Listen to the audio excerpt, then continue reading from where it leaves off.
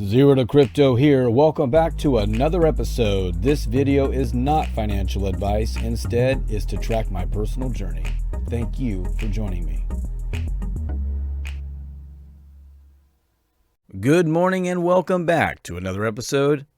Zero to Crypto here. If this is your first time, hello. Thanks for joining me. I really do appreciate that. Hit that like on the way in, guys. You know, it helps get this video out to more good people.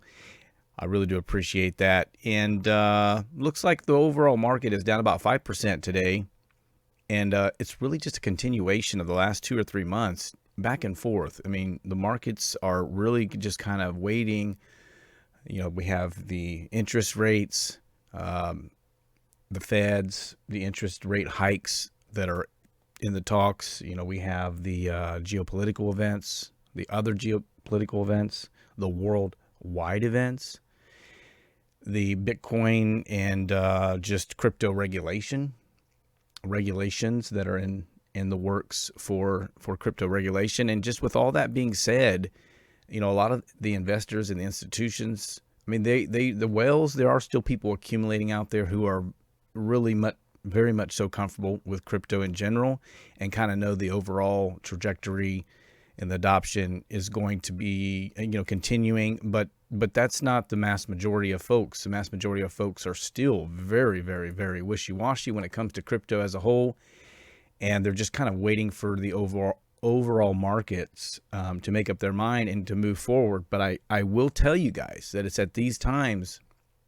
that the most opportunities are. Because when the markets are moving, you know, of course, everyone wants to ride that wave. Everyone wants to, you know, to go on that bull run, but nobody wants to buy crypto in the bear market. And, you know, folks, these are the times to buy.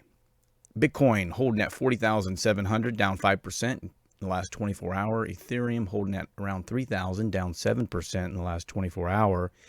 These are all going to be the last 24-hour. BNB, 399, down 5%. It looks like XRP is at 70 cents, down 7%. Solana, at $101, down about 10%. Cardano, 94 cents, down about 10% as well. Terra Luna, 86 cents, $86, down 8, almost 9%. Avalanche, $75, down 10%. And we also have Dogecoin at number 11 there at 14 cents, down about 9%. And Polkadot, 1772, down around 9.5%. And also, we're going to move on into, this is what I was going to remind you, the Fear and Greed Index. You know, right now, you know, extreme fear, we were at 22 last month. We're now at 32. You know, last week we were neutral, but when this indicator gets over into the green, there's more likely there's a retracement or, you know, a sell-off on the horizon.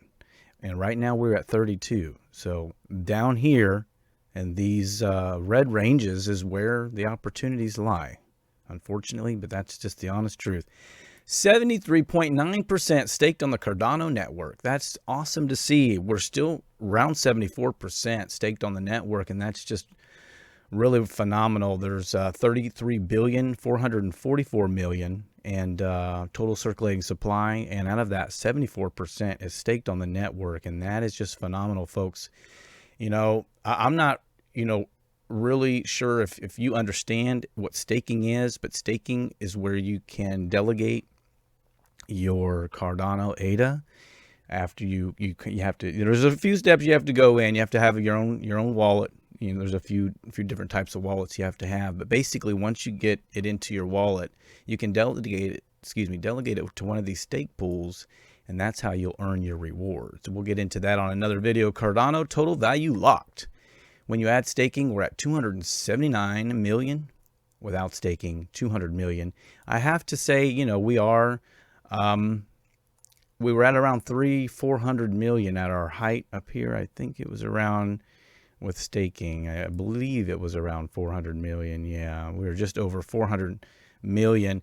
So, you know, with the overall markets, you know, the decrease also in the ADA, which is the native asset of Cardano, The decrease in the value of Cardano also decreases the total value locked. A lot of the total value locked is in that native asset, and as the price of Cardano does decrease, then the total value locked decreases with it. So when we were at $1.20 last week or so, you know, that's why we were closer to 370 or 350 million. So that doesn't mean that, you know, a lot has changed here other than maybe the price. We still have 10 protocols down there. Chain activity, all the metrics here are still looking good, folks. You know, I just can't really say it enough. This is really the adjusted transaction volume in the last 24 hours. And this is showing you really the chains that are being used. And Cardano, just for the last at least couple of months, has just remained at the top here. So 43 billion adjusted transaction volume, only $36,000 in fees.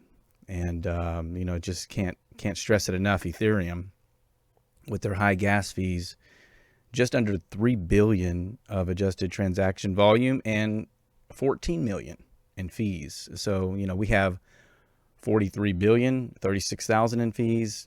Ethereum, under 3 billion, 14 million in fees. And, you know, as our ecosystem grows, you know, the institutions, the investors, they're really looking to get into this DeFi space, and the fees are really front and center. And you can't really blame them. You can't really blame anyone for not wanting to consider the fees associated with a blockchain or an ecosystem when deciding which blockchain to use or to enter the DeFi space with. And if you look at our Cardano ecosystem, it's just really running rampant. And I've really tried to explain this to you guys. I mean, we have over almost 900 projects in the works on the Cardano network. And really the Vassal Hardfork in June, I mean, I've been telling you guys this, and I really just want to urge you guys and remind you guys, this June Hardfork Combinator event is really going to be huge for the Cardano network. A lot of these Dapps are going to be coming online and going live at that time. Cardano's price is going to really skyrocket. I mean, no financial advice. I have been in Cardano for about 9 months. I followed Cardano. I have been following Cardano. I have followed Cardano through the good and the bad, and I wouldn't still be here if I didn't think that this was a good investment long term. And I just urge you guys to do your due diligence, look into the project, and get your, you know, cost average in right now. Cost averaging in over time is always going to be your best bet. But with these prices under $1 right now, I would urge you, you know, if you're going to buy in, to do it in smaller chunks, larger chunks in a smaller span of time. If you found this video helpful, guys, please hit that like, subscribe to the channel. I really do appreciate that. Comment below if you have any questions or you want me to cover something in an upcoming video. Please be safe out there, guys. Please be safe, and have a great rest of the day.